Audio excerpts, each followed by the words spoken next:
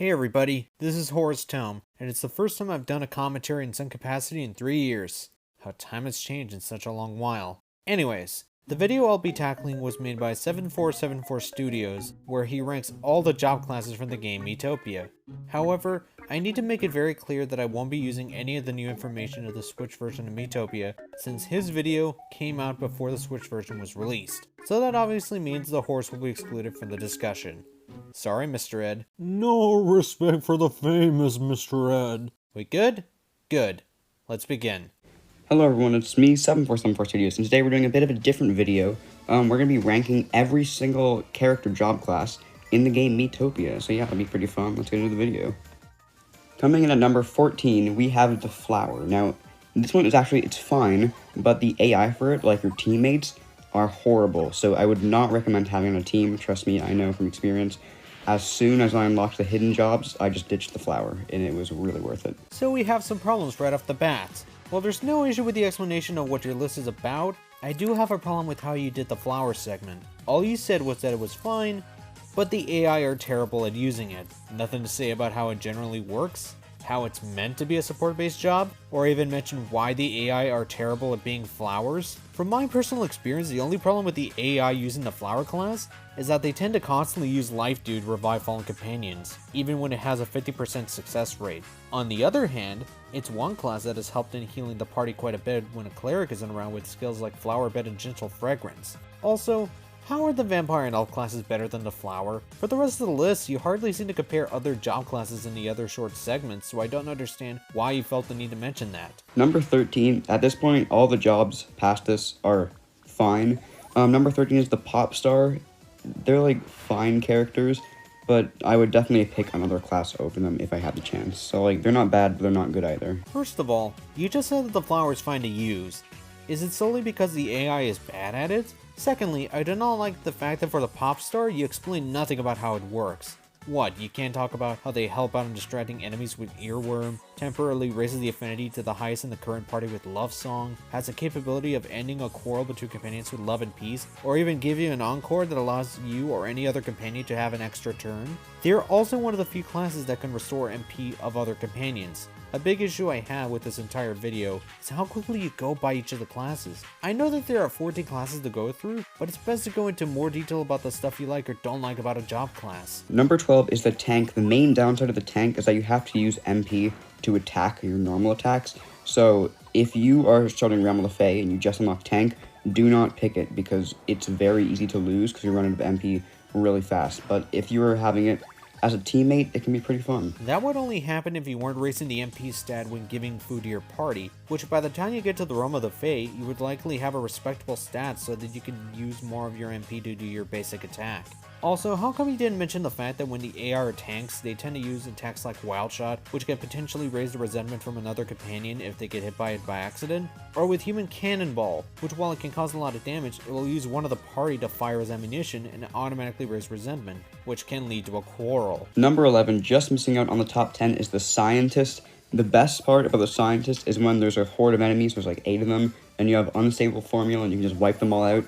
But it doesn't get much better than that, honestly. But like, the rest of his moves are kind of just lackluster and not as unique or interesting as the rest of the characters, in my opinion. While it is true that a lot of the Scientist's skills aren't the strongest compared to some of the other classes, he acknowledged what the Scientist does best, which is for crowd control, which even then isn't even the strongest attack the Scientist can do. That goes to Black Hole, which has a base power of 120. Not to mention, one great thing about the Scientist to mention is that they have the ability Safety Mask, which not only protects a companion from a status effect, but can also raise the friendship between the Scientist and the party member they help out. Not to mention that giving the Scientist a laid-back personality can help augment their power if their quirk Get Serious activates. Now, I really would have liked to put this character higher, but number 10 is the Thief. It's just that their attacks don't really offer much. They're very good as a kind of support role. They can set up traps, they can get your team food to eat to regain their stats.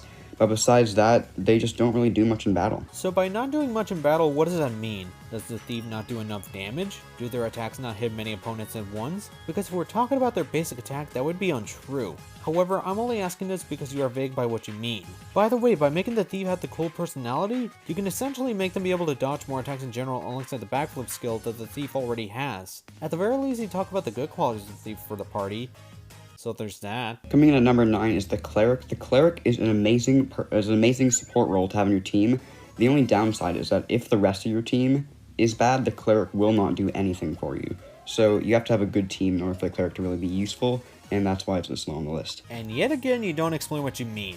All you say is that the Cleric doesn't do very well if the team itself is bad, which doesn't tell me anything more than set up your team better. You don't talk about the Cleric's problems specifically and focus more on party setup than anything else. Coming in at number 8 is the Princess. Now, I actually surprised myself with putting it this high, but I just recently started a playthrough using the Princess, and it is very fun.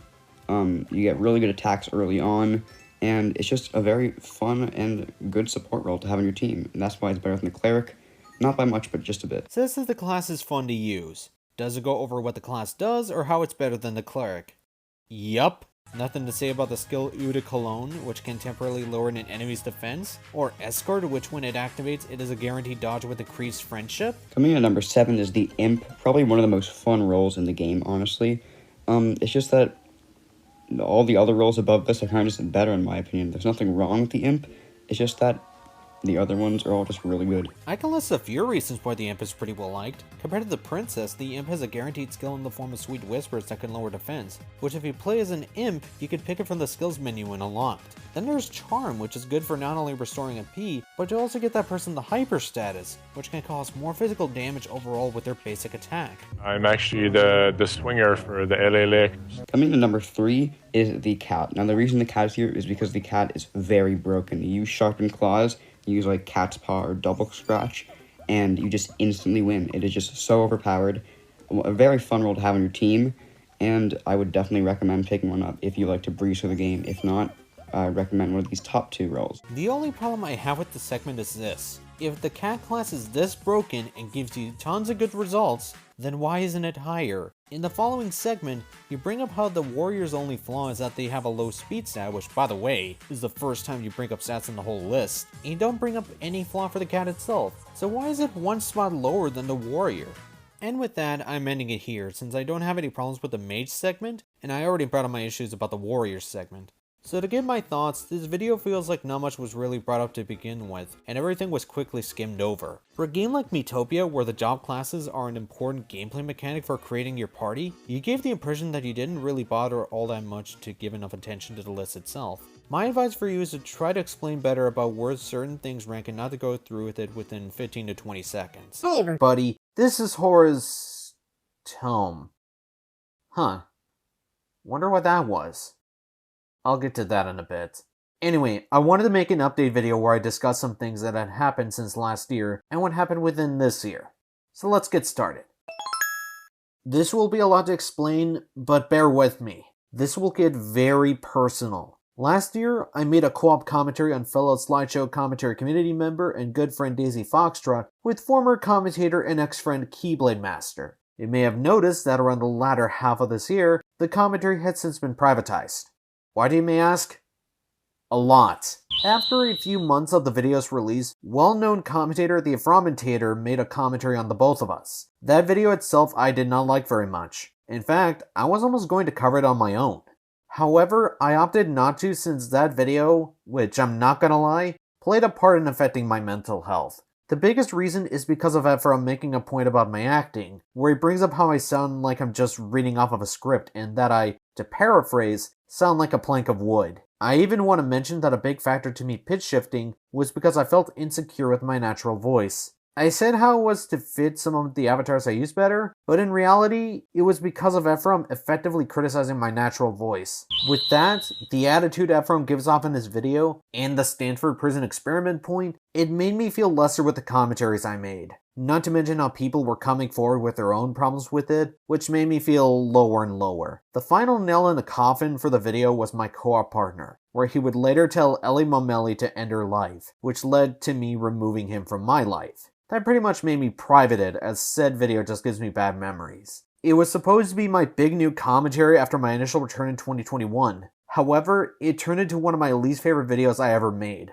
If you're wondering why I haven't made a commentary in over a year, now you know why. To make it explicitly clear, since I first wrote this section, I already talked to Ephraim directly about it. We patched things up, and we don't hold any beef against each other. Don't harass him for this either. If you do, then I want nothing to do with you.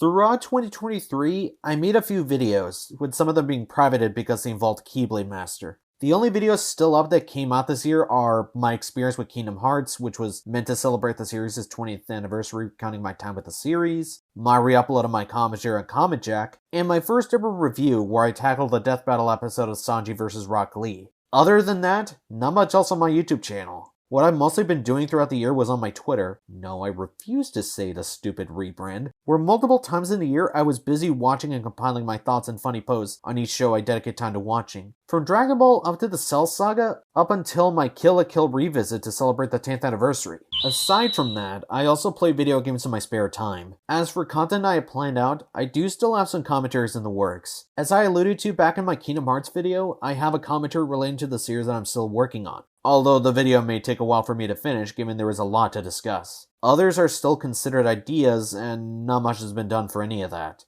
I apologize for the amount of wait time since my last major commentary. Aside from the stuff I talked about before, a big catalyst for the drought of videos has to do with the tremendous amount of real-life problems that I refuse to go into due to it being way too private and personal to share. But when it comes to things I have been happy about, I have two things I want to mention. The first one pertains to my latest video, which is the Sanji vs. Rock Lee review.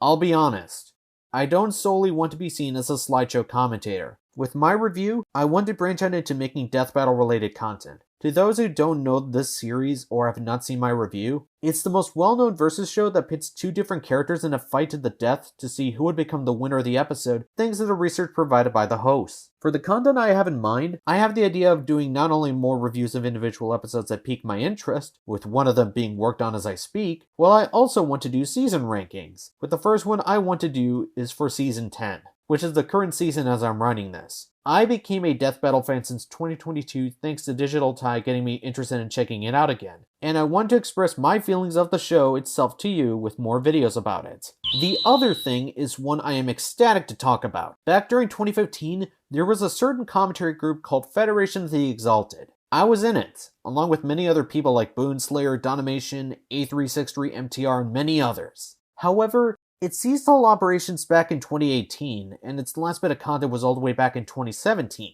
Since then, I moved my presence in a commentary group over to the Cloud Palace, before my situation for 2019 and after it. However, I want to make an announcement.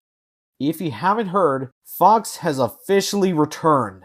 This was brought up by some of us who wanted to bring back the channel, and I joined again before its official return. I am so happy to have this group that means so much to me return in full force, and we all hope to provide you with some quality videos, whether it be the commentaries that we're best known for, or anything else. To mention some things that need to be addressed, one has to do with people that were ex-friends of mine. Keyword on were. Since October 2023, after more came out about one of my abusers that really makes my entire situation even more messed up, some that were in those specific circles finally broke out of them and have gotten into bigger speaking terms with people in the SEC, myself included. Some of which I've been slowly reconnecting with, and those people directly apologized to me for how the situation turned out, so that was nice. One of which is It's Mocha, otherwise known as Amity. She was my co-op partner in an old video of mine that I disowned due to my previous negative feelings towards her. Some are really outdated, some are disowned, and one in particular had me co-oping with a person I don't associate with anymore due to, honestly, very extremely personal reasons. Well, I'm here to say that I no longer disown the video, and I rescind what I said in that old update video. Amity, in case you watch this, let me just say that I'm glad that we're reconnecting as friends, even if it's one step at a time. The other has to do with the higher pitched voice I had for all my uploads this year, minus the redone section of my Comet Jack commentary. As I said before, I put the pitch shift on because of Ephraim's video on me, but as you can tell, I went back on that. What I'm basically trying to say is that I'm retiring the pitch shift voice. I feel a lot more comfortable hearing my regular sounding voice throughout the year, and the more I heard my pitch shifted voice, I was feeling less and less okay with it. Finally, my social media. I still have my Twitter and my dedicated art accounts on there and on DeviantArt. However, I do also have Tumblr accounts, and the big one? Blue Sky accounts for general stuff and art related posts. If you like my content, I recommend going to my social media and giving them a follow. I'm mainly active on Twitter, but I still post on my other accounts from time to time. Thank you so much for taking the time to listen to me talk about what's been going on throughout 2023. Despite the things that have been good, the year has been rough for me especially. So I can only hope 2024 will be a much better year for... Hi. Welcome to the new year, I suppose. I gave a quick update on my Twitter a while back, but I felt that I needed to give a proper video update on plenty of things. So let's go. Okay, so I have some videos in the works, most of them being commentaries. One is in the editing phase, while another is still in the script checking phase. And once those are done, I will get to working on each of them one by one. I also have a big Kingdom Hearts related commentary that will take some time for it to be finished, as it's currently still in the scripting phase. As for other kinds of videos, I have a few ideas here and there, including one where I go into my history and thoughts on the Kingdom Hearts series, since this year is the 20th anniversary of said series. I also have a project in the works on a certain channel I'm a part of, but that's still in the middle of development. Also, as for the re-uploads of some of my old videos, I will make it clear that not every video of mine from the past will come back. Some are really outdated, some are disowned, and one in particular had me co-oping with a person I don't associate with anymore due to honestly very extremely personal reasons. I know that one of the videos I'm planning on bringing back will have a cameo of an ex-friend of mine, but obviously I can't edit that cameo out since she's already been integrated into the video in the first place.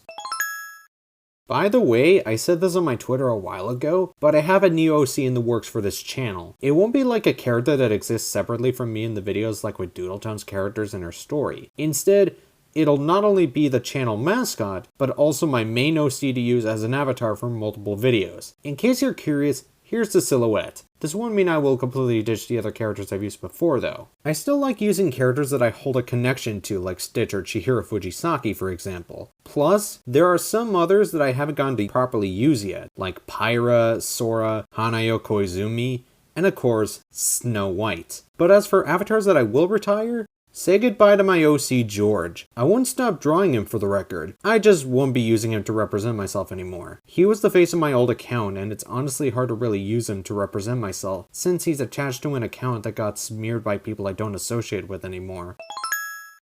Now, in case some of you want to follow me on sites outside of YouTube, then I'll say some of them right now. I have a Twitter called, well, Horus Tome, and what I mainly do on that account aside from posting small updates and sharing videos when they're uploaded is mainly retweet a bunch of things that happen on my timeline. I also share screenshots of shows or movies I'm watching. Ever since last year, beginning with Hunter x Hunter 2011, I've been making it a habit of watching anime I haven't seen before and reacting to it. I also have some art accounts on both Twitter and DeviantArt, such as @art_Horus on Twitter and Horus Tome on DeviantArt. Many people who know me are aware of my drawings I've done for various commentators in the past, along with art of my characters and fan arts of things I like. I mainly take free requests since I have no way of receiving any kind of payment. However, I will say that if you bring up something to me that I wouldn't want to do, like a not safe for work request, then don't be surprised if I decline such a request. I also have a right to decline a request if I don't want to do it. I don't want to repeat of what happened to me back in 2016. Additionally, I'll have to make a limit to 5 requests at a time just so that I have to feel less pressured about it. Also, this goes without saying, but I refuse to do any kind of NFTs. They're bad for the environment, they steal art from actual artists, and it is completely useless. They don't even look good to begin with.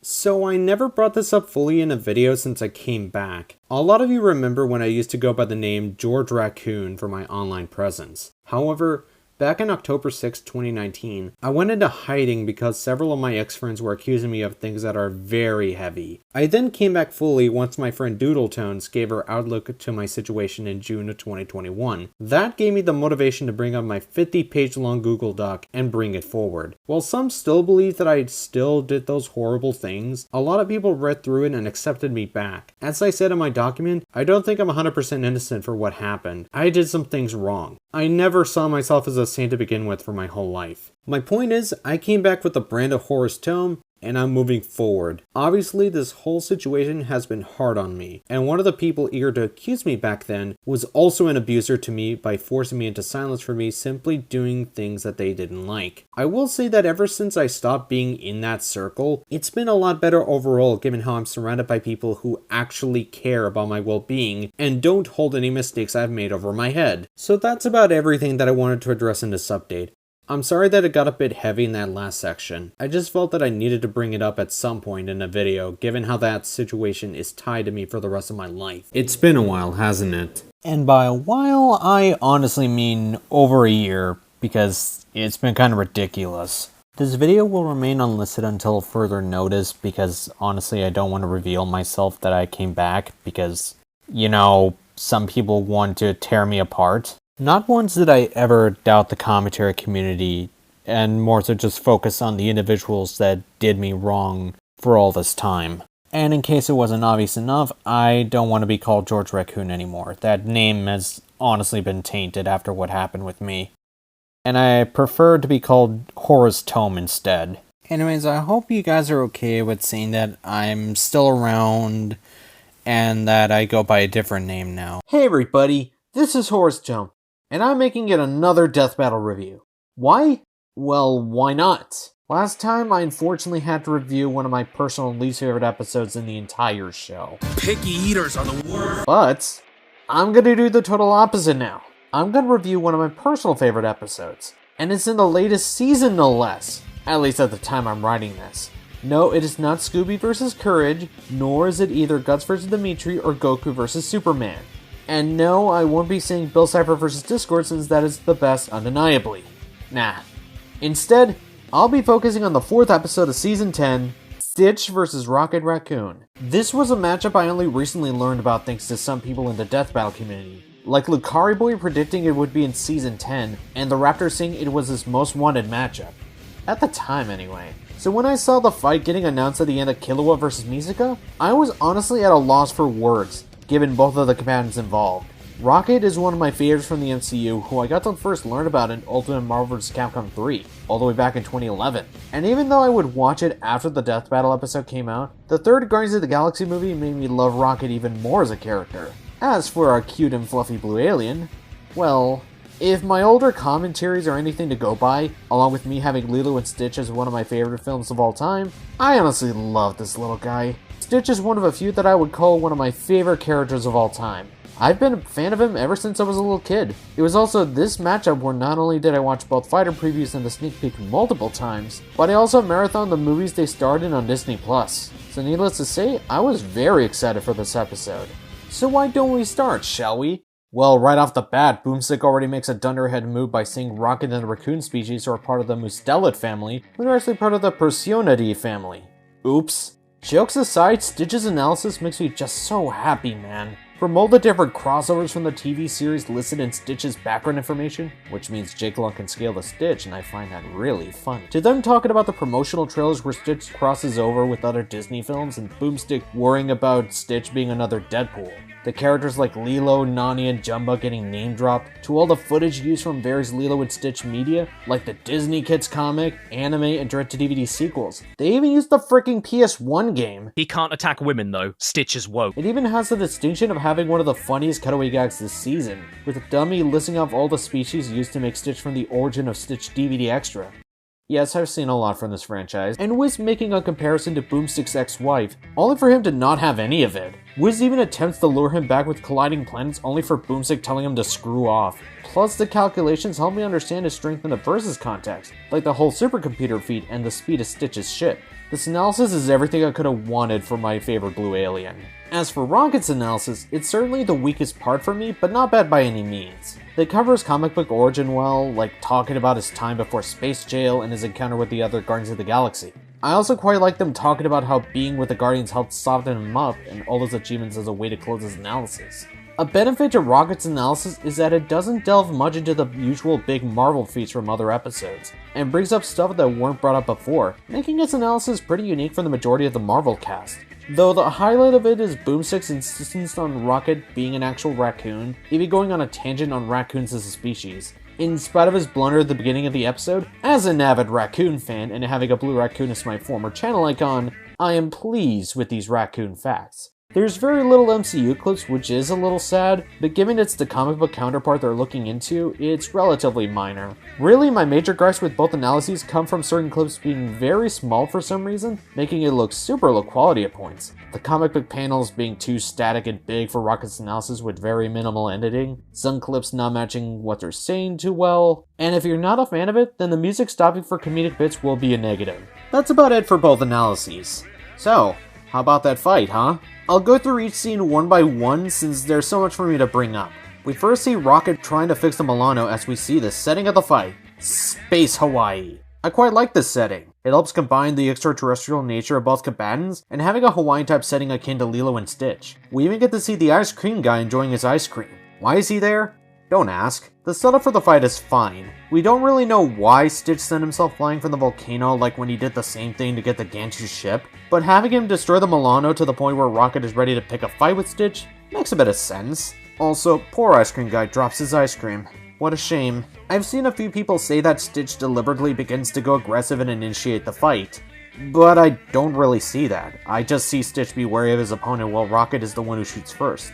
The early scuffle is fun, with the two of them using their blasters against each other, as it demonstrates Rocket's superiority with his aim. Aside from these few shots, God, Rocket, aim better, idiots! But before that, Rocket hits accurately 3 times in a row, disarming Stitch and destroying his tiki necklace. I like this bit, since in Leroy and Stitch, Lilo gives him the necklace to remember her and Earth. So to see the necklace get destroyed, it has Stitch be more eager to kill Rocket given how much significance it has to him. He then insults Rocket's mom and catches the laser blast and tosses it back to sender, much like the fight he had with Jumma in the first movie. Dude even disables the laser blasters with his own spit to take them out of play, leading to a kinda weird hand-to-hand barrage. What follows is Rocket utilizing his smarts and planting a whole bunch of sentries to pelt Stitch from all angles, showing his strength in Keep Away and even referencing the scene in Guardians of the Galaxy Volume 2 where he did the same to Taserface and the Ravagers. We even get to see this amazing hand-drawn shot of Stitch done by Luis Cruz. I even noticed how the color palette in this shot is more like the one from the movie. Nice touch. This whole sequence of Stitch being at the mercy of Rocket is done by Moro, who did very well in capturing Stitch being hit from all sides, including when Stitch is being burned. Rocket even feels in tune with his traps, kinda like a conductor of an orchestra. Then we have a nice little Looney Tunes slapstick where Rocket uses his teleportation to lure Stitch into a giant nuke and Stitch just looks so disappointed. Womp womp.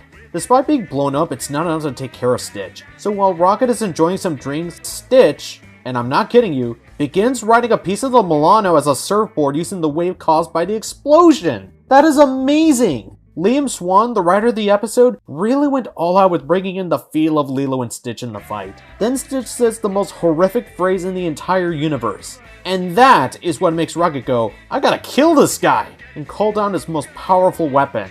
That is really funny, not gonna lie, Wiz. Rocket flies in firing missiles, Stitch goes surfing USA, and admittedly, this next bit is confusing. He hops onto one of Rocket's missiles, grows his extra appendages, slams his claws on it, enters the wave, and finally leaps out with the power cell boost. So what exactly happened? Did Stitch jump out from the missile? Did he use the missile to power up? How could all of that happen exactly? I feel like there should have been a better way for Stitch to use his power cell than this. Like having 2 missiles be close to each other and Stitch using one to boost himself and the other to jump out. Because with one missile, it is very confusing as to how everything leads into each other. Regardless, Stitch reaches Rocket and begins scratching his force field. I heard Stitch does nothing meaningful here, but no? If you look closely, the force field is getting visibly broken little by little, meaning if Rocket didn't move out of the way to catch his ultimate weapon, Stitch would have likely torn him to shreds. Rocket jumps up and grabs his mighty Thanos Buster, firing a powerful blast that shreds Stitch's lower arms and makes him even bleed. At this point, I was worried that Stitch could die here, since he's sent plummeting into the ocean, where he can't swim. It's do or die for him. However, with his quick thinking and seeing Rocket's tossed away missile launcher, Stitch quickly makes a rocket-propelled bayonet out of it, and flies out of the water to Rocket's direction,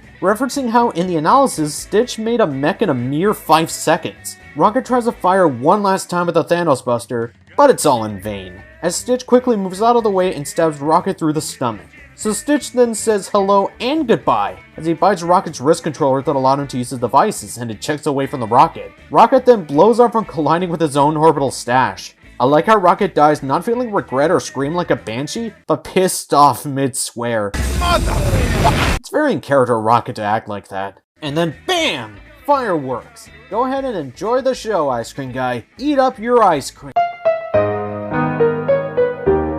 Oh. Alright then. Well, at least Stitch eats his ice cream exactly like how he ate shaved ice in the movie. Might as well mention right here that a big reason why this episode became one of my favorites this season was the winner himself. It's one thing to have Stitch be in Death Battle. It's another to have him portrayed very accurately and take home the win. I remember that I watched it live, and the moment I saw Rocket getting impaled and Stitch celebrating with ice cream, I cheered very loudly. I was rooting for Stitch all the way, even if I already did like Rocket. It's just extra special having one of my favorite characters of all time win in his own death battle. For all the miscellaneous things before getting to the result, the sprites done by Origin were amazing and very well done. The voice performances of the two are honestly really freaking good. Dalton Engel Sorrell's performance as Stitch matches a lot closer to Chris Sanders' portrayal of the little blue alien. And since I consider Sanders to be the definitive Stitch voice, then needless to say, that is a heavy compliment. Well done, Dalton. Well done.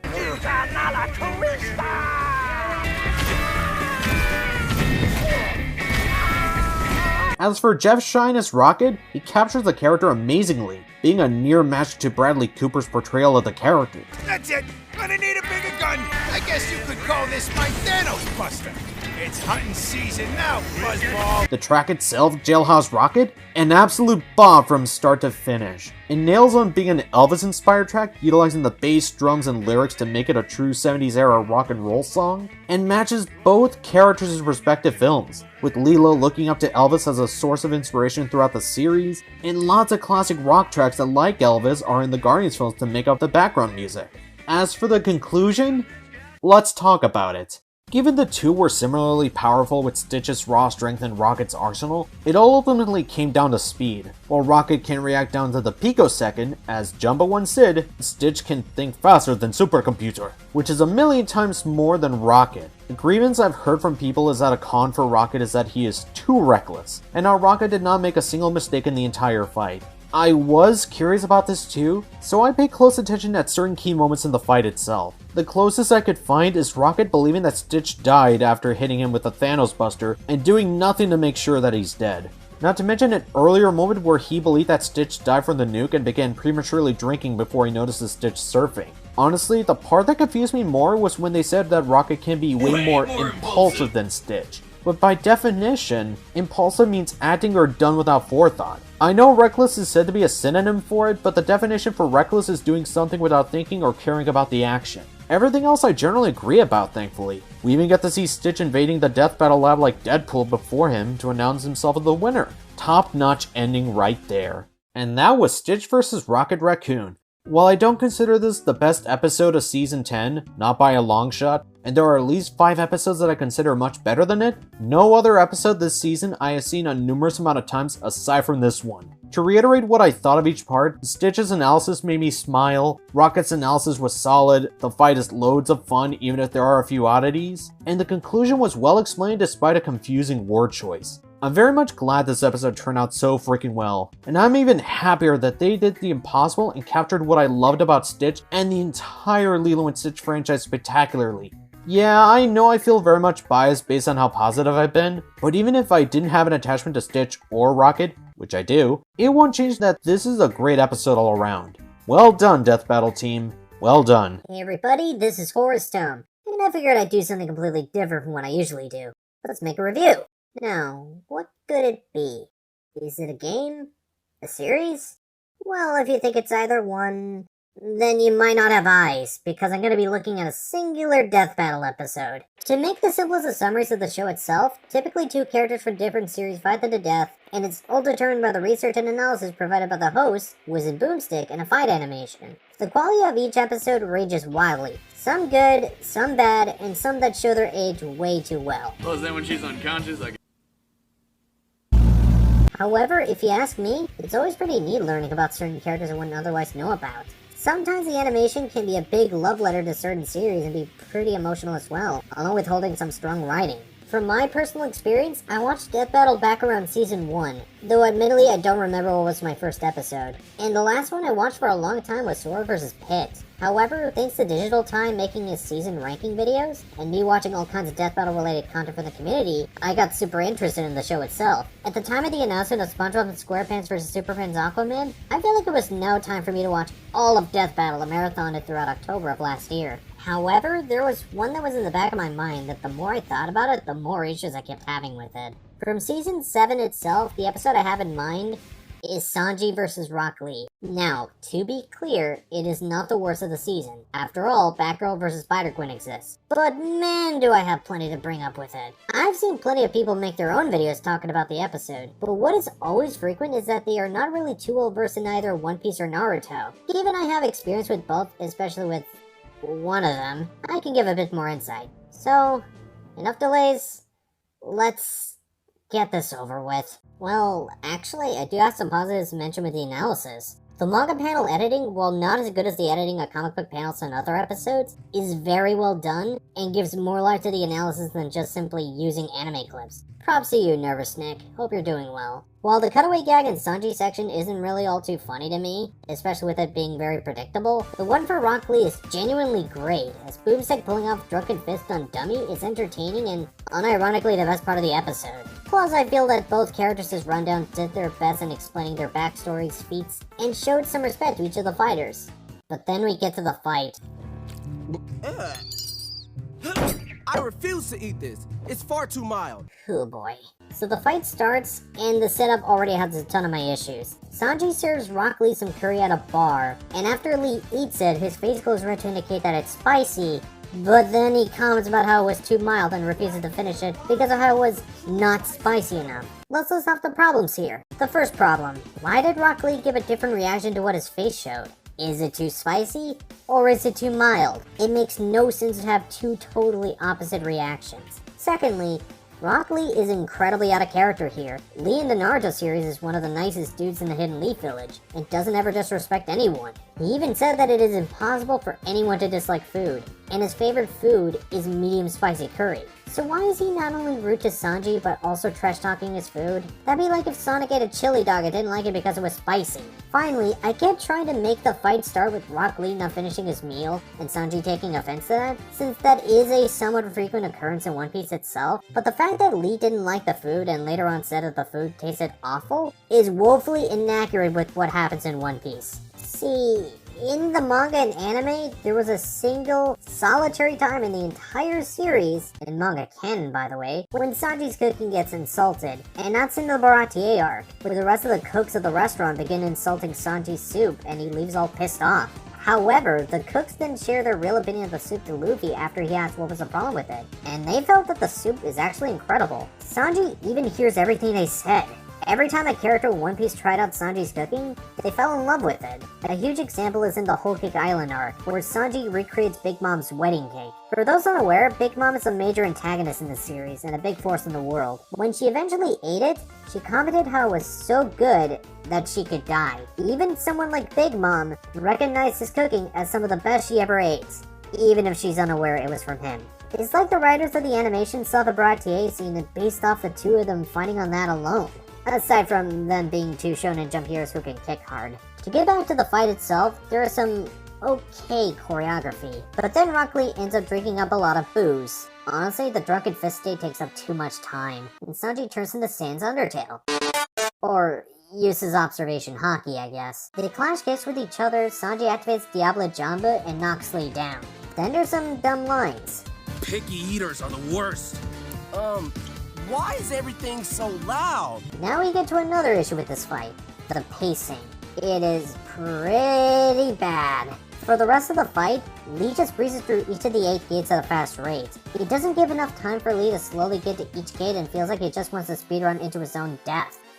8 gate any percent win. All the time with the drunken state could have been shortened to accommodate an actual progression with the fight, with Lee activating his gates one by one. Lee even tries to use Hidden Lotus on Sanji, and it does absolutely nothing to him. Wow, great selling of how strong he is, guys. Totally. He even goes to the 7th gate just for the purpose of hitting way harder, rather than for any kind of plan. It's like Lee is written like a dumb, reckless idiot, rather than the guy who utilizes taijutsu to figure out his opponent. At least the raid suit is done well. We even get a neat little reference to Sanji changing up people's faces like what happened with Wanze and Duval, including a handsome Squidward face. But sadly, it all goes further down when Rock Lee, after having his ribs broken, decides to kick in the 8th gate. Now, before we continue, let's talk about another Death Battle episode that did the 8 gates thing better. All Might vs. Might Guy. The process of Might Guy activating the gates against All Might is well paced throughout, and has him doing it due to wanting to give All Might a fight worthy for him. He also activates the 8 gate like Lee, But not only is the damage done to Guy much heavier with a fist through the chest compared to some broken ribs, but also because Guy was nearly dead, so he activated the 8-gate to go out with a bang, compared to Lee, who just wants to blow up simply to hit Sanji harder. They even mentioned in the analysis that Lee never used the 8-gate before, so it just feels like a poorly executed way to conclude the fight. Rock Lee goes super fast in the air and punches Sanji's leg, making it blow up in a very bloody fashion. And there's no scream from Sanji. What? Let me bring up another One Piece moment that makes me question Sanji saying nothing here. In the Punk Hazard arc, Sanji has a brief fight with an antagonist called Virgo, who is a dude that is incredibly tough and can coat his entire body in armament hockey. When Sanji collided his leg with Virgo's, it literally broke his bone and he reacts to it in pain. And Virgo wasn't even using armament hockey at that point. So when Sanji kicked Virgo and it breaks a bone in his leg, he winces. But when Rock Lee punches his leg and blows it up, there's no screaming whatsoever. Sure buddy, whatever you say. Then we cut to a neat hand-drawn animated bit with Sanji getting ready to deal the finishing blow to Lee. Sanji's line is... well, just watch. Since you wouldn't finish your food, I'm making you cough up whatever you've already eaten. That just feels so overly wordy. It doesn't feel like something Sanji would say anyway. Rock Lee goes kaboom, and Sanji tries to deliver a clever one-liner. But then he goes ahead and ruins it by just going further with it. Just saying, dragging it out doesn't make for good writing. At least the end in the style of the One Piece to be continued is nice. To mention some of the miscellaneous things regarding the fight itself, the voice acting has some issues. Yang Yi has the voice to nearly match Eric Bale's performance as Sanji, but the direction didn't really help, along with the dialogue making things worse. Mild. This is the most perfectly balanced curry around. Then there's Mark Phillips' performance as Rock Lee, and I hate to say this, but it feels like a miscast, as he doesn't sound very much like Brian Donovan's performance. I refuse to eat this. It's far too mild, lacking in the fiery use of true spicy curry. And the only time it sounded kinda like it was when he was drunk. Sprite for Sanji is a good choice and looks great, while Rock Lee is custom made, and it's not very good. He looks much chunkier than he should, and the hair just doesn't look right. It also kinda looks like he breaks several parts of his body due to the sprite rigging. The sound effects leave a lot to be desired. The impacts of certain hits feel a lot less like powerful blows, and more like a nail gun firing at a wall. Ow! Finally, the track itself. Full Course Will is a track that people typically like, or don't care too much about. What I haven't seen anyone comment on before is that it has the feeling of a One Piece track with the use of horns and its fast-paced nature. It's a track that fits well with the fight, and one that I have admittedly listened to numerous times outside of the animation. The post-analysis has only one thing that is kinda weird. They say that Sanji is able to dodge really fast attacks by scaling him to Luffy, where he dodges a pacifista's laser with insanely fast reaction times. It makes sense, right? Well, for some reason they don't scale Lee to Naruto, despite Naruto dodging a similar attack. It's very odd and feels like in spite of how they praise Lee as a character in the regular analysis, the animation in the post-analysis didn't really show that at all. I'm also aware of people seeing how the post-analysis was not reflected well in the fight, where Sanji's win condition is to outlast the 8-gate, whereas after his leg was blown out, Sanji kills Lee in 2 kicks. I could at least play devil's advocate by seeing how they mentioned that Lee never used the 8-gate. The 8th gate. A suicide move he's never actually used before. Not really the best argument for a win on its own. Even if the Naruto series itself says that he apparently knows how to do it. Plus, they also bring up Sanji's other advantages, like his armament hockey and observation hockey, and having a bigger overall power feat comparing between the meteors that Admiral Fujitora summons, and the island feat that Lee has. So personally speaking, I can't say they're wrong with the winner, aside from not giving a reaction speed feat to Lee. And yeah, that was Sanji versus Rock Lee. If it wasn't obvious enough, I really didn't like this episode. It ain't the worst in the season, let alone among the worst in the entire series, but it is certainly one of my personal least favorite episodes. The terrible characterization of Lee, the pacing, the setup being really flawed, the writing and so on, really had me scratching my head with how they went about this episode. Sure, despite how I figured Sanji would beat Rock Lee, and how I like Rock Lee as a character more than Sanji, I wouldn't let that affect how I felt about the episode. But a bad episode is still a bad episode, regardless of the combatants involved or the outcome of the fight. What makes it more unfortunate is that the previous One Piece death battles before this were far better, with Zoro vs. Ursa Scarlet having a decent setup, fun action, good characterization, and a phenomenal death. Well, with Natsu vs. Ace, I got a cool silhouette fight, a nice showcase of their abilities, and a really sick death. I sadly don't get much of anything from Sanji vs. Rock Lee. Hopefully when One Piece is brought back again in Death Battle, it'll have a much better episode than this. Hey everybody, this is Horus Tome, and I figured I'd do something a bit different than any other video I've done in the past. So, if you've known me for the past few years and very recently on my Twitter, I've been into a lot of anime. Whether it be isekai, magical girl, seinen, slice of life, comedy, and so on. However, out of all the established types of anime, none have me more invested than with the shonen. These are stories that tend to be more for a young teenage male demographic, that could vary on the content that it's shown. Whether it be stories of orange-clad ninjas, posing men with spears that battle each other, guys with finger guns, whatever Bleach has, haven't watched it yet. And as of writing the script, I'm currently going through the story of a young kid going on a journey to find his dad. Shonen Jump certainly has quite the reputation of providing some of Japan's most well-known manga stories. This goes from the likes of Dragon Ball, My Hero Academia, and even big modern ones like Chainsaw Man, Demon Slayer, and Jujutsu Kaisen. However, out of all of what Shonen Jump has offered over the past several years, none is going to be so invested than one particular manga. One about a grand adventure of pirates going through the high seas, expansive world building, a huge supporting cast, tons of emotional moments, and lots of beloved characters. I'm of course talking about One Piece. One Piece explains itself really. This is the best-selling manga of all time, and a cultural phenomenon.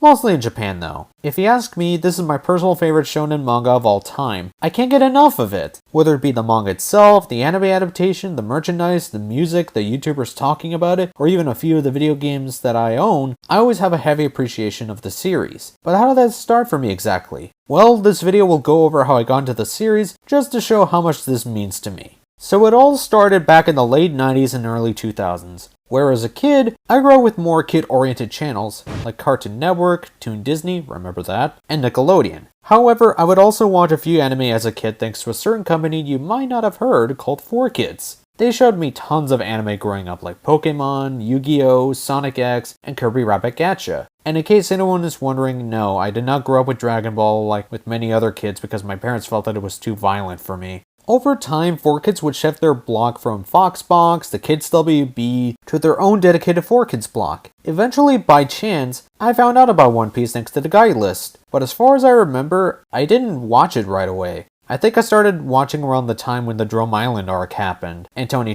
Chopper was introduced. I then stopped watching for a bit, and then got back into the later half of the Alabasta arc, and soon after, I stopped watching it until a few years later. Cue the time when I got my own laptop and made my old YouTube accounts. On one day, I randomly decided to check One Piece funny moments, and that's when I discovered how One Piece was really different from what was being shown from the 4Kids version. There are guns, blood, smoking, swears, and moments from the series that were never adapted by 4Kids, like Enies Lobby in Water 7. I even saw the scene from the Arlong arc where Nami stabs her arm that has the Arlong tattoo, and it definitely surprised me back then. This goofy and honestly pretty bad dub of One Piece was actually hiding a really funny and emotional series within it. Then by the time I started watching One Piece again on TV, it showed an episode of the Alabasta arc where everyone is in the royal baths. And in the original anime, it's typical shonen comedy, albeit with Nami deliberately knocking everyone out with her things. Are those melons real? And in the 4Kids version, they remove all of the original comedy with lame jokes and ending it much quicker with no point to it. It was the first time I saw the original scene get edited to something pathetic, and even as a kid, I was really disappointed. After that, a few of the Skypiea episodes aired, although by this point, 4Kids lost the rights as Funimation took them, albeit they were trying to follow the 4Kids dub by calling Zoro Zolo, and making the voices sound similar to the old ones. Afterwards, that was when Toonami was initially shut down, and I stopped watching One Piece properly for years. Back then, One Piece was more of a footnote of a show that I watched when I was young, and nothing more than that. Even Pokemon stayed in my mind thanks to the anime and the games. Then, cut to 2018, when a person I don't associate with anymore got into One Piece. And then, on December 2018, I started what was and still is my biggest episode watch ever. I started out with the English dub up until the Punk Hazard arc, which back then didn't have an English dub, so I watched over the Japanese version for the rest of it. My One Piece watch went from December 2018 all the way to May 2019. To call it a tremendous feat to catch up to the latest episode is an understatement. After that, I began catching up with the manga,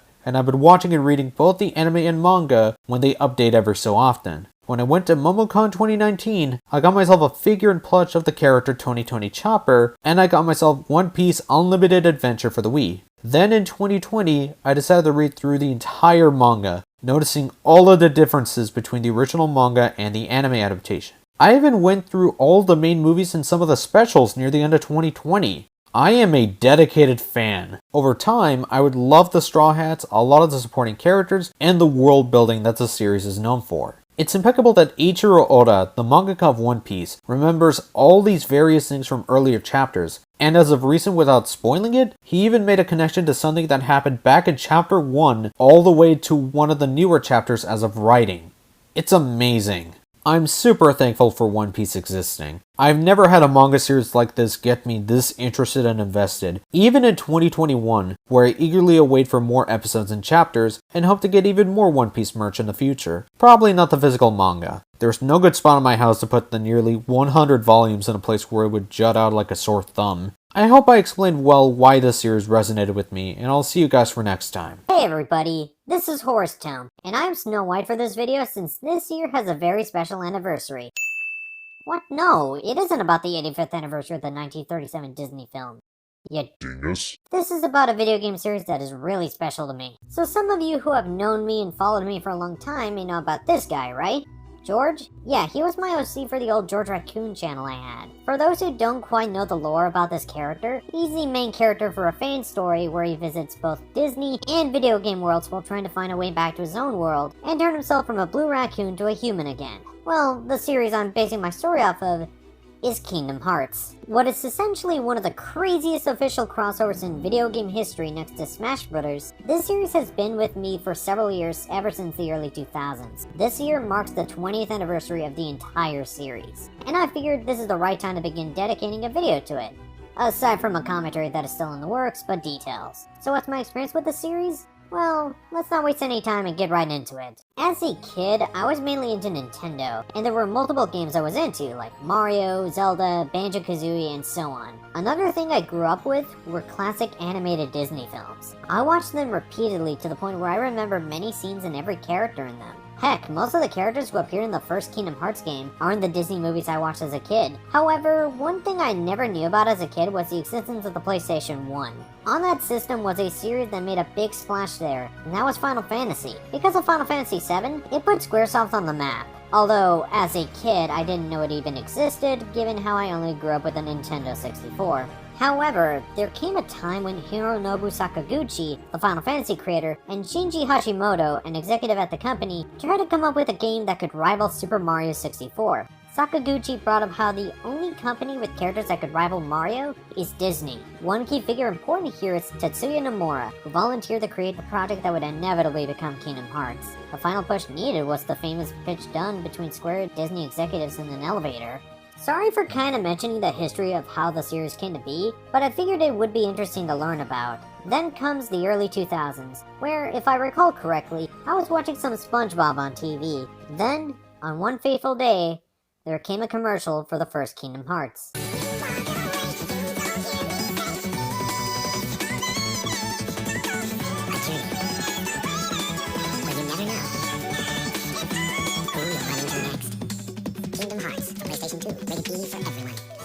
It was certainly one that made me go, I want it so bad. Seeing all of these classic Disney characters that I recognize had me really excited for it. It made me want to go and get a PS2 just for this game. Unfortunately, my family didn't understand the point of getting another system outside of Nintendo, so I missed out. Over the years, I would see commercials for Chain of Memories and Kingdom Hearts 2, saying to myself how one day, these games will be mine. Then came the era of me with my own personal laptop thanks to middle school. With it, I was able to see videos of Kingdom Hearts and even emulate Chain of Memories on it. Some of the videos I remember seeing were from cagevids.net, may they rest in peace, and the old Hellfire Combs playthroughs of Kingdom Hearts 1 and 2, even if some of them aged really badly if you ask me. Then, in 2009, I officially got my first ever Kingdom Hearts game, which was 358 Days Over 2.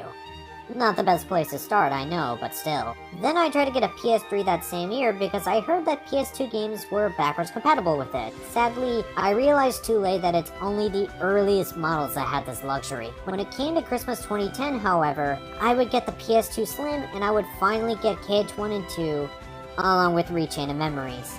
As years went by, I would obtain a new game in the series one after another. Early 2011, Recoded.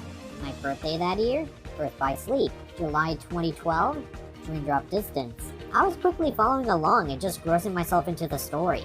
Then came a miraculous moment when the games became more widely available thanks to Square making the HD collections for PS3 and then PS4. Not only do I and many others get to play these classic games on modern systems, but they also get the previously Japanese exclusive Final Mix versions, which does add more content and refines the games even further. Needless to say, being a Kingdom Hearts fan in the 2010 decade was just wonderful. Then at E3 2013, Kingdom Hearts 3 was announced. It was a dream come true, given how many people have wanted it ever since KH2 in 2005. It was also one of the only Kingdom Hearts games where I followed every bit of the game's development. Like how they had to switch engines from their own in-house engine to Unreal Engine 4, the announcements of certain worlds, with particular mention going to Toy Box, where I lost it upon seeing Toy Story and Pixar being included for the first time in the series. During the time before and after KH3, there was a mobile game initially called Unchained Key, which would then go by the name of Union Cross. It came out in 2016, but I wouldn't dedicate every day of my life to play it until early 2018, when the DuckTales reboot medals were released. Sure, the gameplay was repetitive, the gacha mechanics were out to take your money, and the PvP mode was, well, god-awful, but it certainly had an impact where multiple players could join in raid battles together, and there were dedicated communities in the game itself. There was even a little event where those who got to a certain ranking in the leaderboards would get their player name displayed in KH3. I followed Union Cross until its official closure in 2021. When KH3 finally came out in 2019, admittedly, not everyone was a big fan of it. Some found it disappointing while others called it trash. Me? I thought it was great. Although before release, one important moment from the end of the game was spoiled to me by a rude person on Curious Cat, lessening the impact of what the ending gave to me. Aside from the crazy epilogue and the secret ending, of course, because Nomura made the right call to have them be added a few days later via free update. So I wouldn't call KH3 my favorite in the series. Personally, I'd prefer KH2 over it, but if you ask me, I'd say it's still a fun, beautiful game and a strong conclusion to the Dark Seeker saga. As for how the series has been in the 2020 decade, well, currently it's in the next phase. The first phase, which contains the games between KH1 and KH3, were all part of the Dark Seeker saga, and now we're in phase 2 with games like Dark Road, a mobile prequel for the previous main antagonist, Remind, the DLC for KH3 which is meant to tie into the next saga and flesh out some moments of the finale of the game, and Melody of Memory, the setup for the next game while being a solid rhythm game in its own right. To add on to that, Sora, the main character of the series, was announced for Super Smash Bros. Ultimate on October 5th, 2021 as the final character for the entire game. So needless to say, me and many others were eating well with Kingdom Hearts content, even if the reveal for me was spoiled by two Smash tubers who put him on the thumbnail of their leak videos and ruined the surprise for me. During the reveal of Kingdom Hearts content in Smash, there was the announcement of the Switch versions of the other Kingdom Hearts games. I never played them. Why? Because they are cloud versions, and cloud versions of these games were not only the version that nobody wanted, but also goes against the idea of the Switch to begin with.